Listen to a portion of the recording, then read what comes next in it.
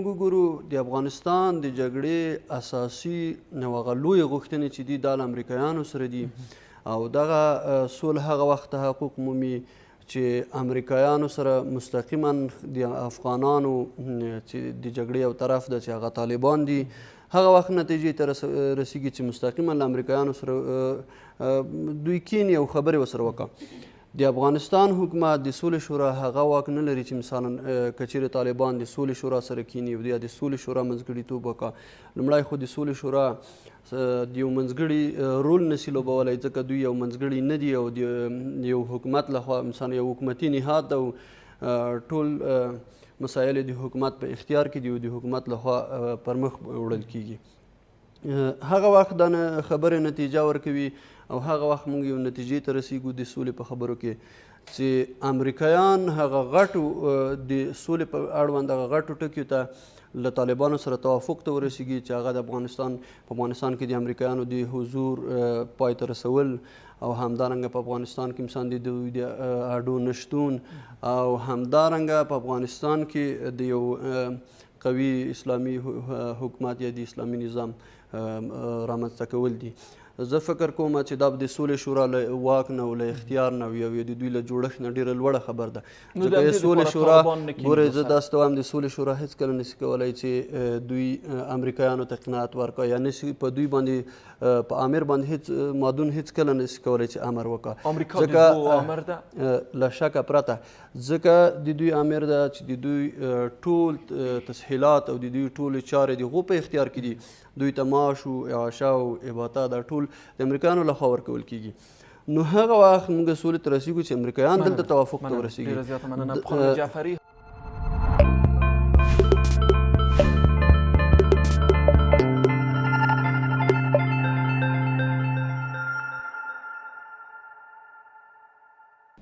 زه وایم چې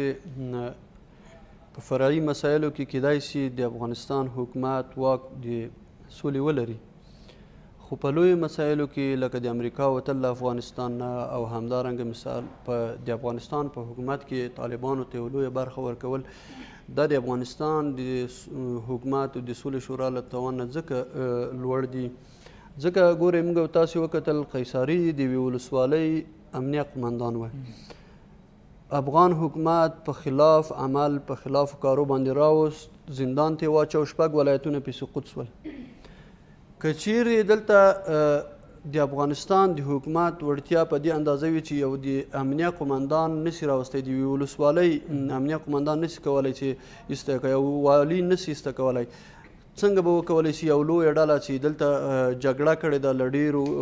احزابو سیاسي احزابو سره چې اوس هم د سولې په عالي شورا کې دوی شتون لري څنګه به دوی حقیقتا سوله وکړه څنګه به دا خلک سولې وکړه ثابته کړه تاسو د اسلامي حزب سره سوله ولیده حکمتیار کابل ته راوست د حزب اسلامي سره سوله او د طالبانو سره سوله فرق ځکه لري حزب اسلامي په افغانستان کې په هغه د افغانستان په خاوره کې 5% مځکه باندې دوی حاکمیت نه درلود په 5% جګړه دوی د افغانستان په مخ نه بوله مګر طالبان نن خپله بهرنیان وایي خارجیان وایي چې 80% د افغانستان او 90% د افغانستان خاوره ورسره ده دوی په واک کې ده د حزب اسلامي او د طالبانو فرق په دې کې د طالبان یو لوی ځواک ده او د افغانستان یو لوی جغرافیه د دوی په اختیار کې ده او حزب اسلامي سره هیڅ هم نه وه له شکه پرته چې د حزب اسلامي جوړښت هموغومره کوچنی وه لکه د سولې شورا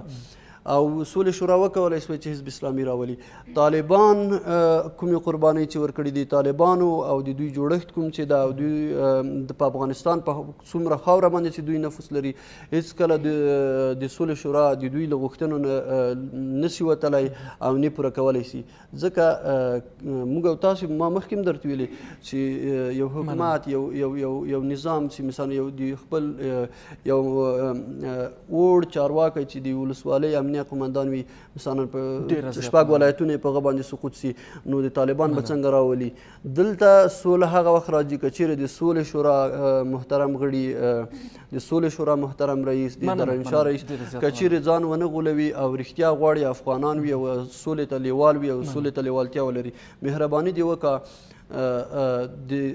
امریکایانو د طالبانو ترمنځ د سولې مخامخ ناستو زمینې دي نورې هم برابرې کا او د امریکا د وتلو لپاره دی یو مهالویش افغان حکومت وټاکي کوشش دی وکړه چې امریکایان ووځي له افغانستانه دغه جګړه پای ومومي. مننه ډیره تا و به یک نحو امریکایی ها بیاین زمان خروجشان را مشخص کنن، زمان بندی بسازن که چگونه خارج میشن از افغانستان. بعد از او چی میشه؟ طالبان دست میکشن از جنگ؟ له شکه پرته د طالبانو لوی غوښتنې له کومه چې دوی ویاندویان او د دوی مشرانو پې ډېر ټینګار کړی دی او دوی همیشه ټینګار په همدې باندې ده. د امریکایانو په شتون ده دلته د امریکا په نظامي شتون ده چې که چیرې د امریکا نظامي شتون دلته صفر سي او نظامیان له افغانستان نه وځي دوی به سوله کوي یعنی مخکې د صفر نه به جنگ رواني او همدارنګه د دوی نورې غوښتنې په افغانستان کې دا دی چې دلته به یو قوي اسلامي نظام راځي او دلته به د افغانستان د افغانانو ټول حقوق د استقلالیت بحث هم ده. تاسو د میرمن جعفري خبرې واورېدې، دوی ویل طالبان مستقله نه دي. زه به مې دا خبرې تکمیل کړم. که چیرې دلته امریکایان له افغانستان له شکه پرته چې طالبانو غوښتنې کوم چې دي د هغو لپاره دوی جګړه کوي او د جګړه پر مخ ځي او د جګړه نن 18 کلو ته ورسېدله. تر یوه ځایه به موږ سولې ته نږدې سو او د افغانستان د افغانانو د سولې هیلې به په حقیقت بدلې سي. او که چیرې امریکایان بیا هم دلته د انسان خپل شتون دوام غواړي او دلته افغانستان کې دوی خپلې ګټې لټوي، دلته د افغانستان له خاورې نه د سیمو هیوادو دپاره مثلا دوی د خپلو ګټو په موخه د افغانانو له خاورې نه استفاده کوي. هېڅکله به زه هم فکر نه کوم چې دلته سوله راځي او یا به بله د استقلالیت بحث څه کېږي اوس که دوی مستقله دي. میرمن جعفري وویلې د نړۍ علما راغله دلته جنگ فتنه وبلله ولې طالبان یې نه مني ځکه چې هغوی مستقله نه دي. ګورئ که موږ فکر وکړو چې علما یوازې په عربستان هیواد باندې اکتفا مثلا خلاصه کیږي، د عربانو باندې خلاصه کیږي، دا به موږ د اسلامي نړۍ له ټولو علماو سره یو ستره جفا کړې وي ځکه علما یوازې عربان نه دي، دلته عرب او عجم په ټوله نړۍ کې علما په ټوله نړۍ کې علما شته. او طالبانو کله چې په افغانستان باندې امریکایانو حمله کوله د 15 علماو فتوا وه چې تاسې کولی شئ که چیرې امریکایان په افغانستان یرغل وکړه تاسې د هغو په وړاندې جګړه کولی شئ. هغو هم د یوې فتوا په اساس باندې جګړه کوي او جنګیږي په منځ کې علما دي. هغو هم پیږي. موږ جګړې ته هغه وخت د حقانیت نوم ورکوو تر کومه وخته پورې چې د افغانستان ګټې، د افغانستان ارضي تمامیت او همدارنګه د افغانستان استقلالیت پکې خوندي سي. تر هغه وخته پورې چې د افغانستان استقلالیت خوندي نه وي که موږ د هیڅ لوري جګړه مشروع او روا نه ګڼو. هر هغه څوک چې د استقلالیت دپاره جګړه کوي، د خپلواکۍ دپاره جګړه کوي او د افغانستان اوس طالبان د چی دپاره جګړه کوي؟ میرمن جعفري وایي چې دوی د بیرونیانو منافعو ته جنګیږي، دوی مستقله نه دي، دوی ته څوک شته چې امکانات ورکوي او دوی جنګ کوي په افغانستان کې. په سیاسي ډګر کې له شکه پرته چې کیدای شي هر ډله یا هر هیواد ځینې ملاتړي ولري، خو دا په دې معنا نشي کېدلی چې مثلا د طالبانو د ټول تحریک هغه کوم کړنې چې دي دا د له سوال سره مخامخ کا. ځکه موږ تاسې په اختر کې ولیدل د اختر په څو ورځو اوربند کې دوی خپل استقلالیت وښوده، هیڅ چا په دوی باندې فشار را نه سوی وستی، هیڅ چا جګړې ته دوی ونه سوی هڅولی. د دولت ځواکونه، د دولت مسلح کسان چې دوی سره یې مړي کړي وو، د دوی کسان یې وژلي وه او